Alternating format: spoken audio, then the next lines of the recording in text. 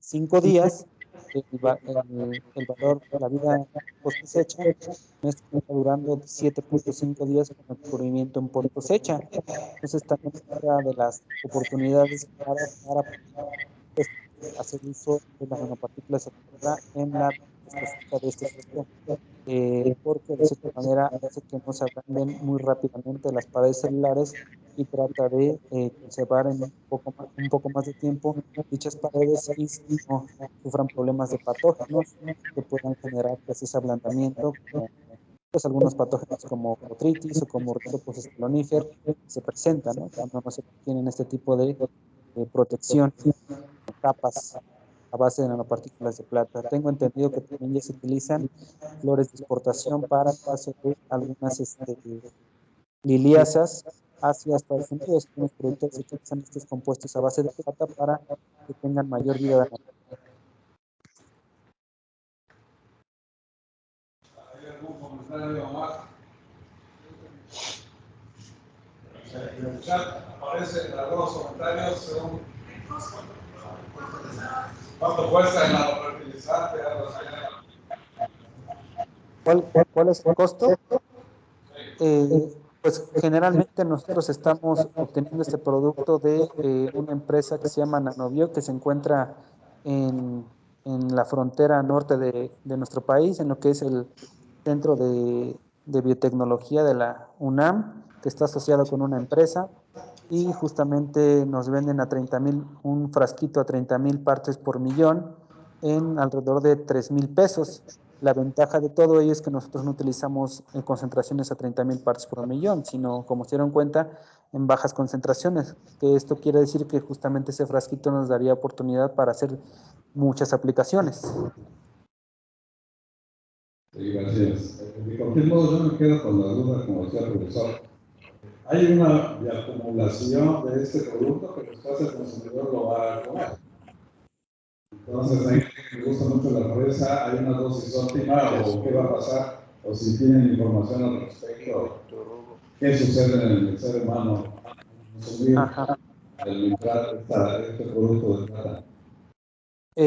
Sí, justamente lo que hemos investigado a través de algunos reportes de la FDA en Estados Unidos, que es donde hay un poco más de información, se nos comenta que este producto, no rebasando generalmente las 150 o 200 partes por millón, pues de cierta manera es inofensivo para la salud humana. Incluso el caso de Microdin, que es uno de los desinfectantes más comunes que utilizan las amas de casa para verduras, para frutas, cuando van a preparar algún tipo de platillo, está hecho a base también de partículas de plata.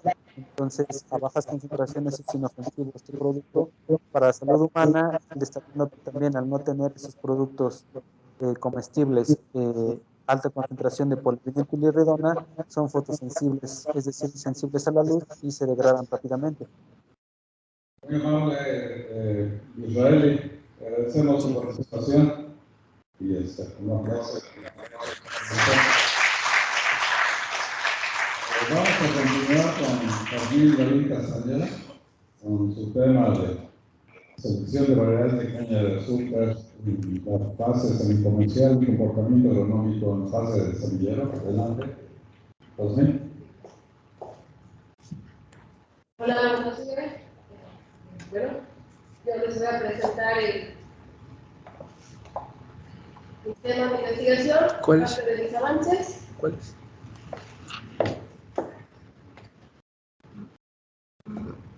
Ay, no sé. O si no, aquí lo tengo.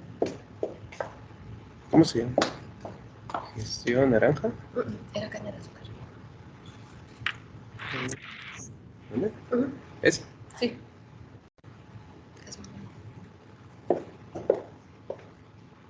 Bueno, esta investigación es continuidad del programa de mejoramiento que impulsa Carlos Córdoba, que inició en 2009. De hecho, el programa de mejoramiento de caña de azúcar son 15 años para aproximadamente de 13 a 15 años para liberar una variedad. Y bueno, aquí les presento la línea de mi investigación que corresponde es el ecosistemas, ambiente natural y cambio climático. Siguiente. ¿Viste el avanzador?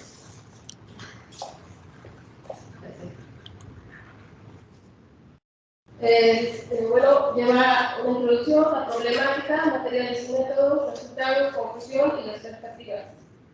Como una breve introducción, la producción de caña de azúcar a nivel global, Brasil es el que lidera como principal productor, y México está actualmente en esta última zambra, ocupa el séptimo lugar, tanto en producción como en exportación. Se cultiva en México alrededor de cerca de 900.000 hectáreas y se generan 500.000 empleos directos, 2.4 millones de empleos indirectos, y actualmente solamente operan 49 ingenios en México. ¿Cuál es la problemática que aqueja aquí al sector cañero? Es que los campos cañeros son envejecidos, ya que las variedades que actualmente todavía se utilizan y ocupan más del 70% de superficie a nivel nacional, son tres variedades que se ocupan, como la Z72-2086, que ocupa el 30% de superficie, la MEX 69-290 y MEX 79-431. Además de que hay un número reducido de variedades, actualmente otra problemática que se presenta es que las variedades están mezcladas en campo. Igual existe alta vulnerabilidad en la producción por el cambio climático. Lastimosamente, la producción tanto en fábrica como en campo ha aumentado, pero de una manera muy paulatina. Por ejemplo, aquí los últimos rendimientos altos que obtuvimos fue la zambra 2012-2013. En campo teníamos 78 toneladas aproximadamente y ahorita tenemos 68 de esta última zambra. Y todavía los pronósticos que están es que posiblemente todavía estemos más abajo de 78 toneladas. Y todo esto a consecuencia por los altos precios de los insumos. Las variedades hoy en día están perdiendo vigor y bueno, son muchos factores. Como materiales y métodos, se hizo una valoración de 20 variedades en fase comercial en Campus Córdoba, y esta es una manera indirecta de discriminar algunas variedades, por ejemplo, con grados BRICS, médula y oquedad. ¿Qué es la médula? La médula es la presencia de tejido pulchoso que empieza a partir del tercio inferior hacia arriba, y la oquedad es el ahuecamiento que se presenta en la caña, que es en la parte central del tallo, y esta inicia de la parte superior hacia la parte inferior. Estas son características propias de la variedad. Sin embargo, también factores externos también llegan a producir estas características. Por ejemplo, el exceso de nitrógeno produce el ahuecamiento en los tallos molederos, y esto a consecuencia va al azúcar. También, por ejemplo, exceso de agua también es otra característica que posteriormente también va produciendo esta característica de los tallos molederos. Y bueno, y otra característica que también, esa misma característica que también se presenta, es a consecuencia del corte de caña que no se hace en tiempo y forma. Entonces, con el paso del tiempo, el tallo moledero tiende a vaciarse el tallo moledero. Bueno, aquí esa es la escala de calificación que se le llevó a cabo tanto para médula y oquedad.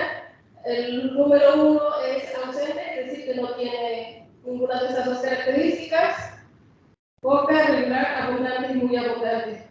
Aquí lo ideal es que la caña en la última imagen esté sólida totalmente, pero sin embargo existen variedades que actualmente se siguen utilizando aquí en México y presentan un orificio, por ejemplo, en el ahuecamiento del tamaño de un popote muy fino, como el de los jugos.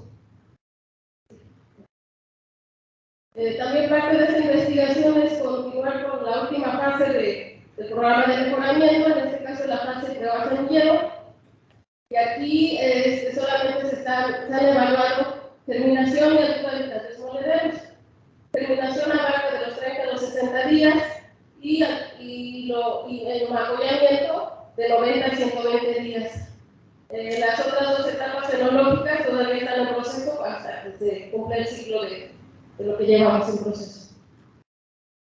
Como resultados, aquí por ejemplo en médula, los remarqué en negritas, son al menos 9 variedades que no tienen un tejido corchoso y de 9 variedades de 20. Sin embargo, por ejemplo, solamente los 3 testigos sí tenemos tejido corchoso y solamente la variedad del 69 de 290 no presentó esta característica. En relación a la oquedad, aquí encontramos que de las 20 variedades en selección, 12 al menos no presentan oquedad, presentan un tejido bien del tallo moledero. ¿Qué más les puedo mencionar aquí? Por ejemplo, la CP72-2086 es una de las variedades que a nivel nacional se ocupa más del 30% de superficie sembrada y sin embargo presenta esta característica. Esto nos viene a afectar al final de cuentas en la producción. ¿Por qué? Porque no vamos a tener sacarosa. Y bueno, en la Colpo CTMX 05204, esta variedad fue liberada de Campus Tabasco y presenta alto contenido de oquedad, igual que la MEX 69-290, son las dos variedades que tienen más cantidad de oquedad en los tallos molederos.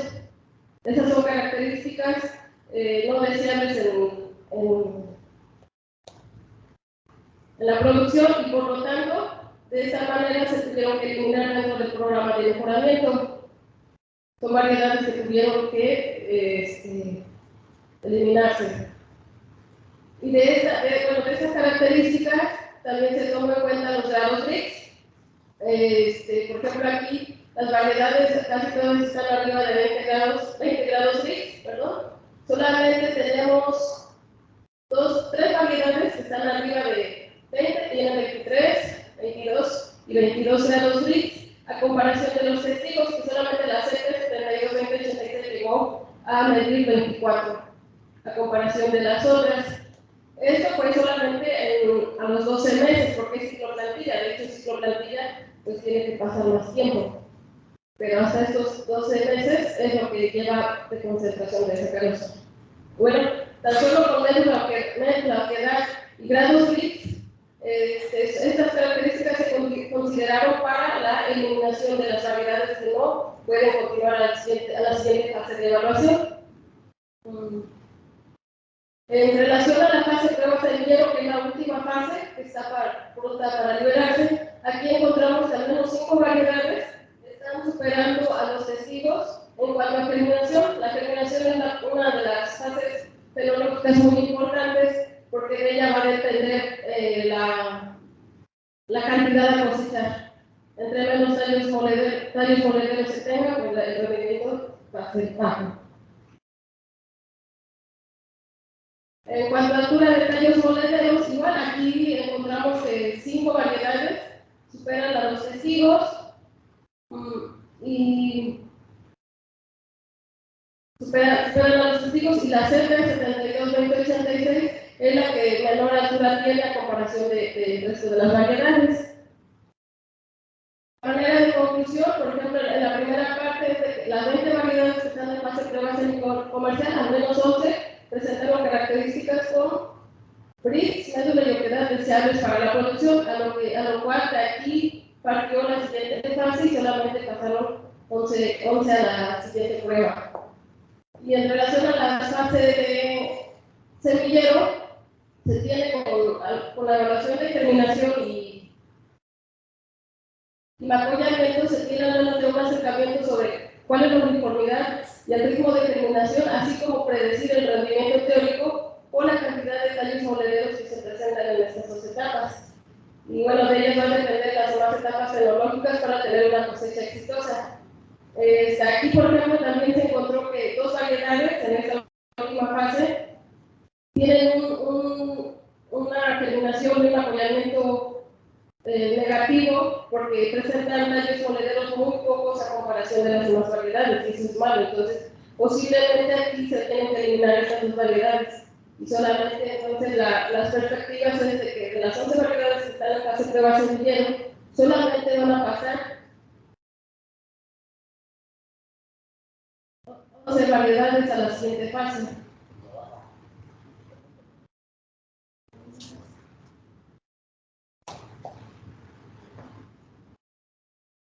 Entonces solamente 11 variedades son las que van a pasar a la última fase y estas se tienen que reproducir más para poder empezar a distribuir al sector cañero, ya que esta es la última fase que se tiene del programa de mejoramiento genético.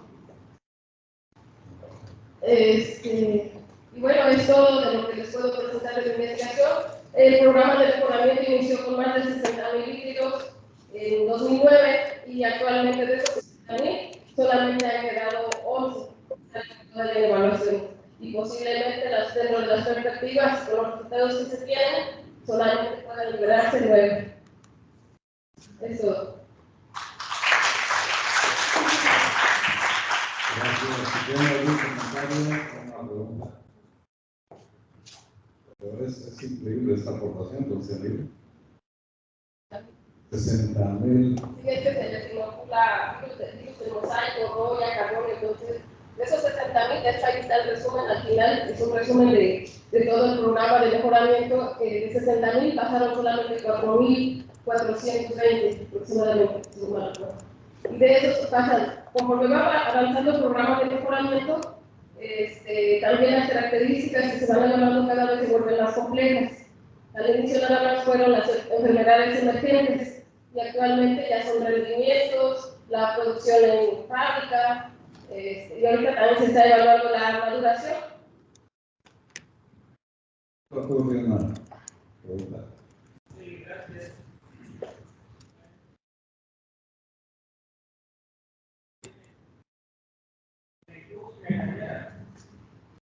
Y uno de ellos es la mezcla de variedades, la parte de todos los problemas fitosanitarios que presenta el cultivo.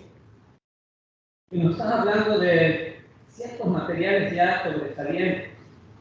¿Cuál sería la forma o la estrategia más rápida como para poder transferir estos materiales al campo cañero y que se pueda ver ya resultados en el corto o mediano plazo sobre producción, sobre una mejor aplicación de productos agroquímicos por la tolerancia a ciertas enfermedades sexuales?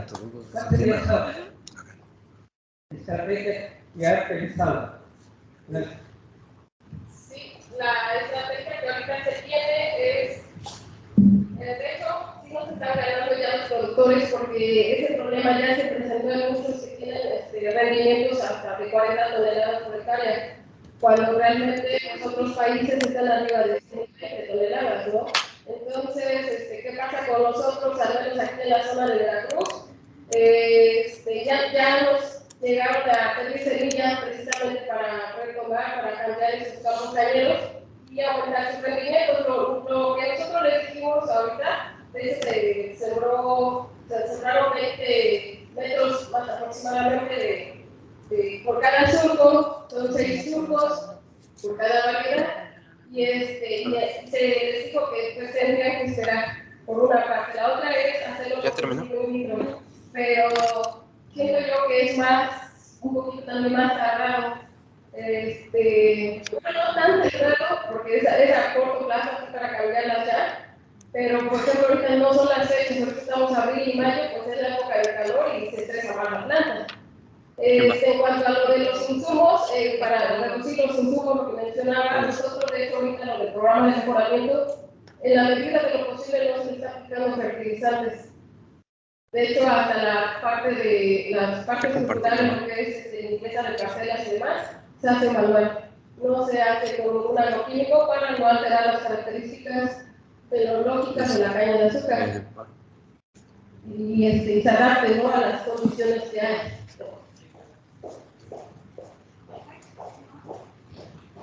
Sí,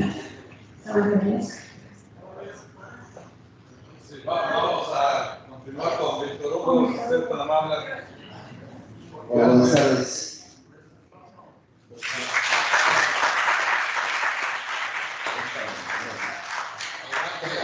Bueno, pues me toca cerrar esta tarde el foro. Primero que nada, pues agradecer poder estar aquí.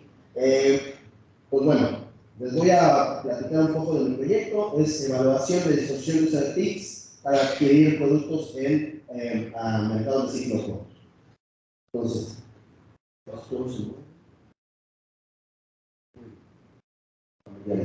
muy bien, como todos sabemos, durante la pandemia, el aislamiento social y el cese de actividades no esenciales obligaron a la población mundial a buscar canales alternativos para adquirir productos de todo.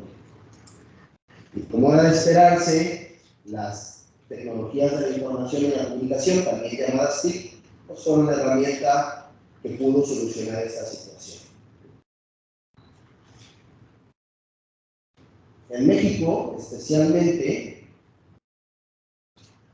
las redes sociales y las aplicaciones móviles de Delivery Food sufrieron un importante aumento en su uso, lo que tiene implicaciones de alfabetización digital de la población y de integrar estas herramientas aún más a la cadena agroalimentaria. Esto es bien importante, debido a que uno de los principales problemas al desarrollo de los pequeños productores es justamente la falta de canales de comunicación directa con los consumidores. Regularmente estos canales son protagonizados pues, por intermediarios, coyotes que aprovechan su posición estratégica para obtener mayores beneficios a costa de qué? A costa de un pago justo para los productores. Se han desarrollado algunos modelos de comercialización, como el mercado ciclo corto, que lo que busca es reducir el intermediarismo para los coyotes y contraer la acción a solamente dos actores, que es productor y consumidor. En este sentido, las TIC juegan un papel muy importante. Cuando nos referimos a TIC, nos referimos a cualquier herramienta, tanto física como digital, que nos permita generar un ambiente de comunicación en entornos virtuales. Esto es bien importante. Además de esto, bueno, en México, la pandemia por comorbilidades y obesidad, la consecuencia del consumo de alimentos ultraprocesados y la malnutrición, pues es otra cuestión que afecta y que puede ser solucionada o incentivada a través de la aplicación de las TIC, de las TIC como medio de información para acortar los intermediarios y reducirlo a productor y consumidor. La investigación es de carácter cualitativo y cuantitativo. Estamos desarrollando una herramienta, es una encuesta semiestructurada, con preguntas abiertas, dicotómicas, de escala de Likert y de opción múltiple.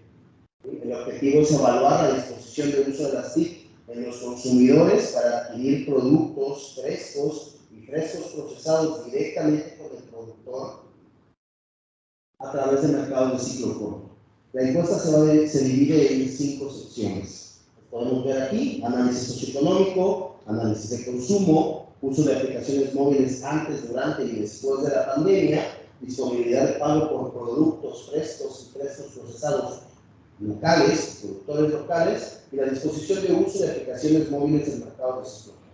¿Con qué finalidad? Examinar los efectos de la pandemia en la adopción y disposición de uso de las TIC en la compra en línea, identificar las percepciones de los consumidores en el uso de las TIC, sus hábitos de consumo, la confianza de los productores, por qué consumen o no consumen algún producto en específico, y también evaluar si los productores locales pueden ofrecer precios competitivos con respecto a mercados y supermercados.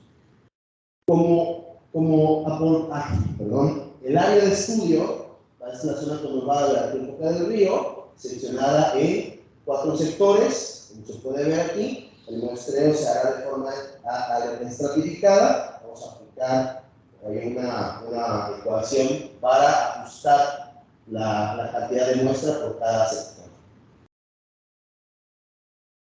Previo a esto, como un aporte metodológico a esta investigación, realizamos un estudio exploratorio. En él, pues, usamos el método de valoración contingente para analizar el consumo de alimentos locales y el uso de TICs durante la pandemia. Se trató de una encuesta estructurada con preguntas dicotómicas y elección múltiple que se aplicó a una muestra de 62 personas. Las alcanzamos con un método de muestreo de bola de nieve, ¿sí? Y estos son algunos de los resultados que tenemos. Las preguntas eran de variables nominales, entonces pues tenemos aquí porcentajes. Por ejemplo, los consumidores locales, si consumes alimentos locales, una de las preguntas, 89% cree consumir alimentos locales, por ejemplo, al consumir frutas y verduras. Aquí hay algo bien importante. Cuando uno se va, por ejemplo, al sistema de mercados nacional, en la central de abastos de aquí de Veracruz, lo que uno encuentra son 230 productos registrados. De esos 230 productos registrados, solamente 15 son de esta área. Aproximadamente el 90% de los productos que se comercializan en el mercado de Miguel vienen de puerto. Otra cuestión que llama mi atención en esto, por ejemplo, es que cuando se compran alimentos, ¿qué alimentos consumen? Hay muy poca carne que se consume directo con productores locales. Entonces, bueno, esta información nos permite detonar preguntas respecto a cómo poder ir dando seguimiento al proyecto. ¿Sí? Bueno, en conclusión, podemos decir que las TIC pues, tienen la capacidad de cambiar los paradigmas en la cadena agroalimentaria para comercializar productos frescos, y estos paradigmas bueno, pues pueden abonar a la salud pública, al desarrollo de los pequeños productores, contrayendo la cadena agroalimentaria y eliminando a los intermediarios en el proceso. El trabajo aún está en proceso. Vamos a aplicar una encuesta a partir de mayo de este mes. Ya es la encuesta ajustada, revisada, para continuar dándole seguimiento. Y pues estaremos informando. Gracias.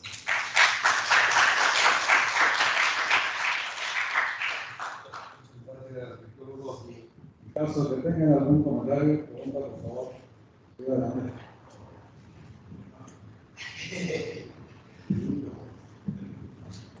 Hola, hola Víctor, nada, agradezco la presentación. Para empezar un comentario y una pregunta, ¿no? En el comentario me parece bastante interesante porque a mí me tocó vivir en carne viva lo que estás tocando el tema, ¿no? Más que nada la cuestión de cómo las TICs en el COVID y pre-COVID y post-COVID se han ido adaptando con respecto a eso, ¿no? Yo observé por experiencia una cooperativa en México en la cual la organización es completamente en TICs, en medio del grupo WhatsApp, en el cual tienen un horario semanal en el cual se hacen ofertas, se hacen las entregas de los productos y las cadenas son directas del productor al cliente. Y también importante es que con esa calendarización de pedidos y de entregas se evitan mucho las mermas y todas esas cuestiones. Hablando de COVID, me hizo muy interesante observar la cuestión de cómo se adaptó la cooperativa a esta cuestión de la pandemia, en la cual se redujeron las personas presentes, pero aún así se siguen haciendo los roles. Y bueno, en general nada más mi comentario era así como que es bastante interesante. Ahora una pregunta, ¿tú en la chamba no has observado algún grupo organizado como de este tipo allá en la zona de Veracruz y todo eso?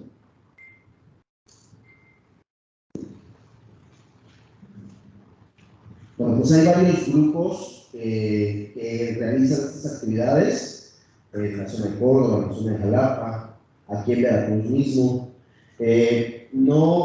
Yo creo que hace falta todavía difusión respecto a eso, hace falta como mucho trabajo todavía para desarrollarlo. Desconozco cómo estén organizados, por ejemplo. Pero algo muy interesante que ocurrió, por ejemplo, durante la pandemia, y te puedo mencionar, que a mí me agradó leer, fue un estudio de caso que se hizo respecto a unos queseros artesanales en la zona de México. Entonces, ellos implementaron las TIC justamente durante la pandemia para hacer acuerdos directamente, coordinarse con los consumidores y entregar el queso en un punto de venta.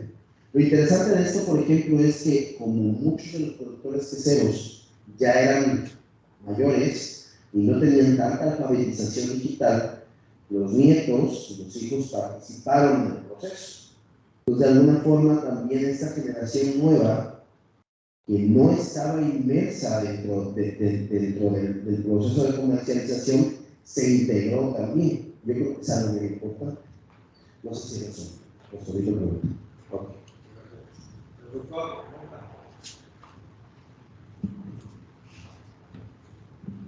Es interesante el resultado del fenómeno de la pandemia, ¿no? O sea, trae como consecuencia todas estas ideas. Pero esperemos que no vuelva a suceder, ¿no? Entonces, ¿qué otro fenómeno está apoyando este aprendizaje? Estoy pensando, por ejemplo, en seguridad. Las TICs, a raíz de todo lo que se vio en pandemia, de cómo se ajustaron las cosas. Por ejemplo, en seguridad pudiéramos ir sondeando cómo hacer para que pueda ser un comerciante más abierto o no caigan tus ventas por estas presiones sociales. ¿O qué otro fenómeno pudiera, digamos, sacar del modelo a pandemia y meter socialmente un fenómeno que ayude lo que estás proponiendo? Un fenómeno que venga de la pandemia. Como un fenómeno en particular, creo que no tengo identificado en este momento, pero sí podría decirle que es una tendencia mundial. O sea, la tendencia mundial es justamente hacia la tecnología, hacia la incorporación de este tipo de herramientas, y se vuelve fundamental comenzar la alfabetización digital y empezar a incorporarlos. Entonces, yo creo que un fenómeno podría ser justamente eso, la tendencia mundial al desarrollo y a la adaptación de esto, ¿no? Sí es muy necesario, es hacia donde va el mercado, y además, como se menciona, es un cambio de paradigma de cómo se empieza a comercializar. Esta herramienta es sumamente importante para el pequeño productor porque le permite a él gestionar directamente. Es más, elucubrando un poco, si yo tengo la capacidad, por ejemplo, de tener contacto directo con mi consumidor y de saber cuáles son sus necesidades, a lo mejor yo no necesito ya enfocar mi producción en un monocultivo. A lo mejor a mí lo que me conviene ahora es tener variedad de cultivos que yo pueda estar cosechando mensualmente para poder tener venta todo el año. Entonces, eso podría ser algo. No sé si respondo su pregunta. ¿Sí? Sí, gracias, mi hermano Víctor. Dice que a mí me tocó usar ese sistema con la pandemia. Las picaditas en los rizos llegaban por los mariscos, los hoteles también. Entonces, sí es un área de oportunidad y no dejarla y visitar esa relación productor-consumidor. Porque sí es un área de oportunidad para nosotros como institución, a lo mejor, tener áreas, detectar áreas consolidadas de producción para entonces acercarlas o ver ese acercamiento al consumidor directo, ¿no? Pero claro, fomentar esa producción de agricultura orgánica o algo así, eso es lo que quisiera el consumidor.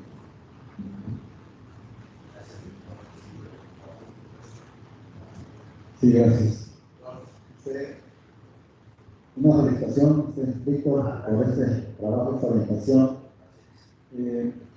Mi pregunta y mi curiosidad va a ser cómo hacerle en un sector que es dominado por productores ya bastante longevos, ni siquiera son alfabetos normales, que no tienen a veces ni la primaria, y que es el 90% de los productores, o el 80%, y que tiene que ser algún sector muy limitado de la agricultura, como la agricultura ecológica, donde hay gente nueva, ¿no? Que pueden ser ya, o tener acceso a las tecnologías de la información. Y yo sé que todos tenemos un celular, pero yo lo uso para hablar y para mandar WhatsApp, ¿no? O sea, ¿qué tan dificultad podemos tener en ese? Pues yo sé que sí hay gente, pero ¿qué tanto proporción puede ser? Sí. Aprovechando el viaje. Sí, Víctor, gracias. Te felicito mucho. les comparto, escuchando la pregunta del doctor Atotonilco, el Alto. Un técnico llegó y compró una hectárea en un ejido. Es un técnico que se formó en agricultura orgánica, Carlos Orlando. Y él, siendo asesor del ejido donde llegó, les dio cursos y los productores locales, cada uno echó a andar lo que le dio la gana, orgánico. Alguien tenía aguacates, limones, miel, huevo, jitomates. Entonces, lo que hizo el técnico es ordenar las canastas que repartía el sábado a la ciudad de Guadalajara. Los productores no salen del rancho. Por precisamente por lo que dice el profesor, no van a salir de ahí. Tienes que moverlos de otra forma. Y el técnico movía 100 canastas cada sábado para la ciudad de Guadalajara. Y vendía, así como tienes tu muestrario, y vendía a precio de ahorrar, el limón al precio de como está en el mercado. Y la gente de la ciudad sabe que eso cuesta, ¿no? Bueno, pues así lo pagaban. Y el sábado en la tarde repartía los dineros a los socios orgánicos del pueblo.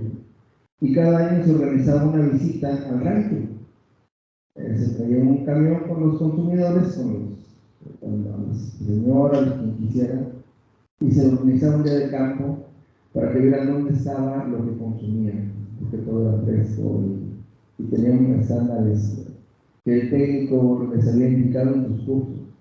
Es decir, aquí se requiere un componente de un profesional que sepa cómo orientar esa producción bajo ese enfoque, que me parece que Bruno también lo desarrolla en su rancho, pero es comunitario, es un ejido que participa de eso, ese es el punto. Y creo que aún continúa, incluso da cursos ahí en su rancho, en Cerro Feliz. Vale la pena conocer la experiencia. Ese sería el punto. Gracias.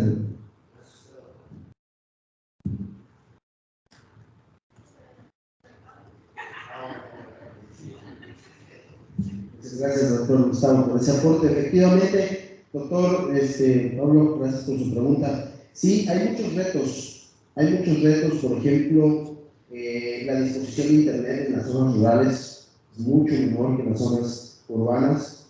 Me parece que en las zonas urbanas están en el 70 y tantos %, en las zonas rurales están como en 50, 58, es mucho menor. Pero lo que dice el doctor Gustavo aporta para responder su pregunta. Se trata de trabajar en redes. Hay que trabajar en comunidad. Hay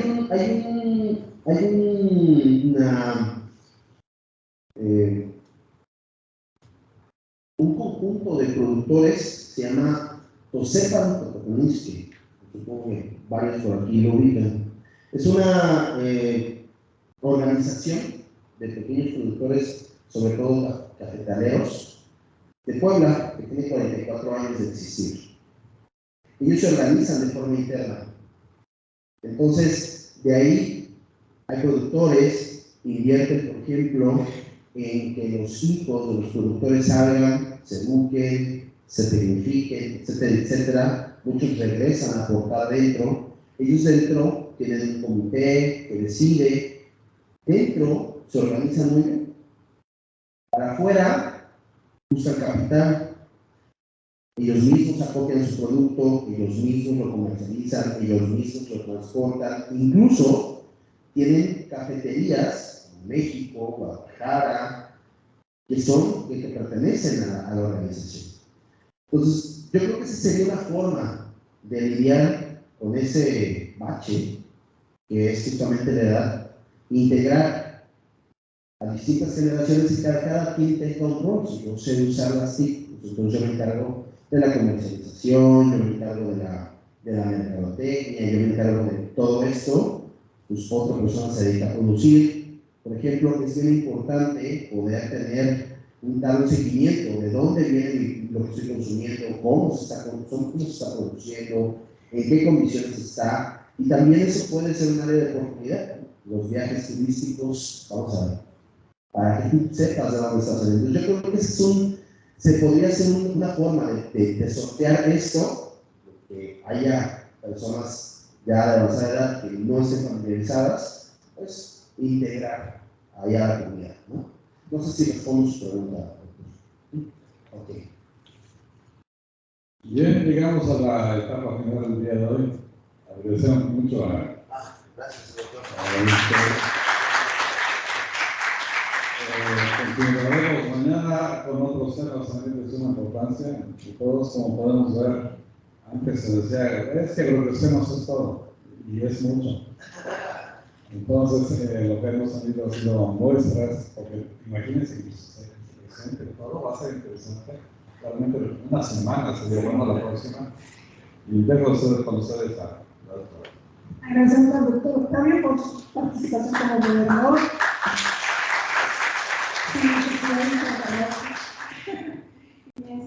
Los avisos, mañana empezamos a las 9 de la mañana.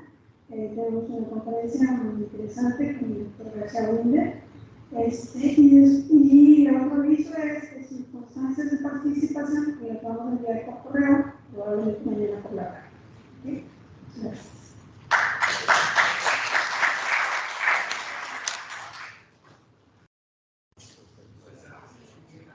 Aquí hay un USB y el control. Sí, debe saber Chucho qué onda. Ya eso se lo dejamos a Chucho. Sí.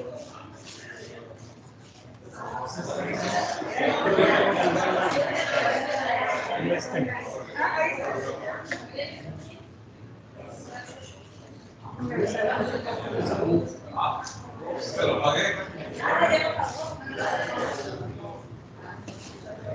¿No lo querías ver? Sí. Pero si le das ahí, seguramente cambiará. ¿Con la compu? Sí, la presentación. El de abajo es el que va pasando hacia el siguiente, ¿no? Ajá, por eso fue. Entonces, el de abajo.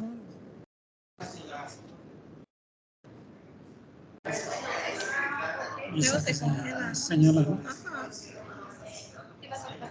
A ver, Dígame, doctor. dígame cómo funciona. A ver, creo que le movieron de aquí. No, está bien, está prendido, ¿Sí? está funcionando. Ok. ¿Es hacia arriba? Bueno. Arriba es avanza. Ajá. O sea, la flecha de abajo regresa. De arriba hacia avanza. Se la paso. Y hacia abajo. El de abajo es el que avanza, ¿no? Sí, porque si empezamos Regresa al de arriba. desde la 1, ¿se puede decir? Pero decir, ahí está. Entonces sería hacia abajo. Hacia abajo. Para avanzar la Y diapositiva. lo de rojito es para el señalador. Okay. Es que luego se congela o no quiere. No, sí, es que hace rato hasta se me congeló la poco, por eso me quedé aquí, porque se congeló. Yo estaba así como de, ¿por qué no avanzó la otra diapositiva de ella? Y ya en la compu quise yo avanzarla, pero no, se congeló y hubo un momento en el que pasaron todas las diapositivas rápido. Hasta el gracias, y yo así. Son los, Dije, Chucho, digo, se congeló, ya no supe. Dice, no, a ver qué pasó. Digo, no sé, digo, se apagó esto, digo, ya no quiso funcionar. Y me dice, que se congelaron los dos. Le dije, ah, con razón. Digo, porque Yasmín quiso pasar sus diapositivas, digo, y como que se descongeló y no sé, digo, no sé qué pasó. Dice, no, ya quedó. para mañana. Sí, doctor.